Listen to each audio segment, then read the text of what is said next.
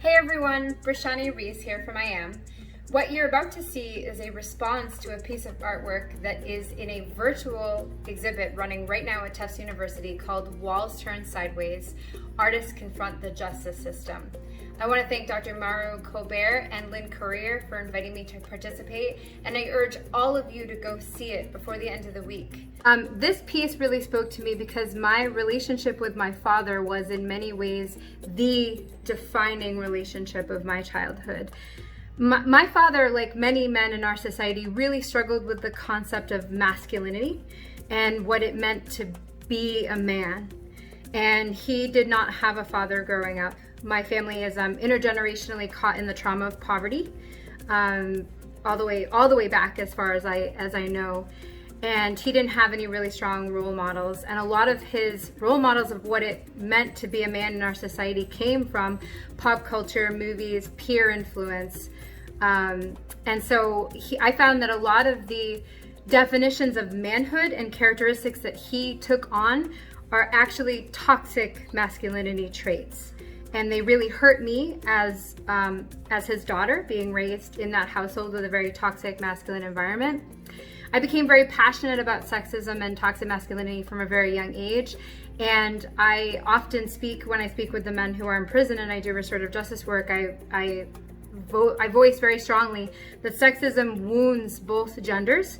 It tells me that I am constrained by the expectations of a man in a patriarchal system, but it also tells men that to be vulnerable and intimate and in close relationship with others is to be weak.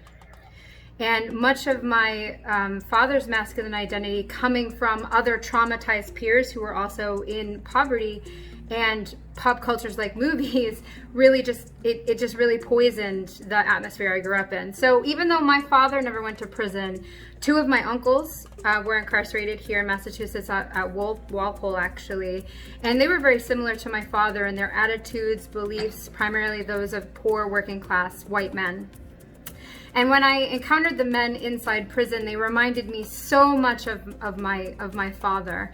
They are oftentimes very wounded, traumatized, and hyper masculine. And in this piece, the projected image from Boys in the Hood, the movies that the artist really referenced, that's a projected image, a mirror of what is thought to be a man through a pop culture lens, but it's an illusion that keeps our men from being in real relationship with us and from each other.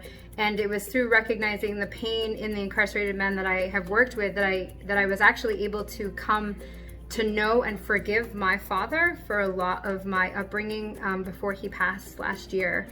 And so since that's still so fresh in my mind, this piece really spoke to me. So thank you for allowing me to share my point of view on this.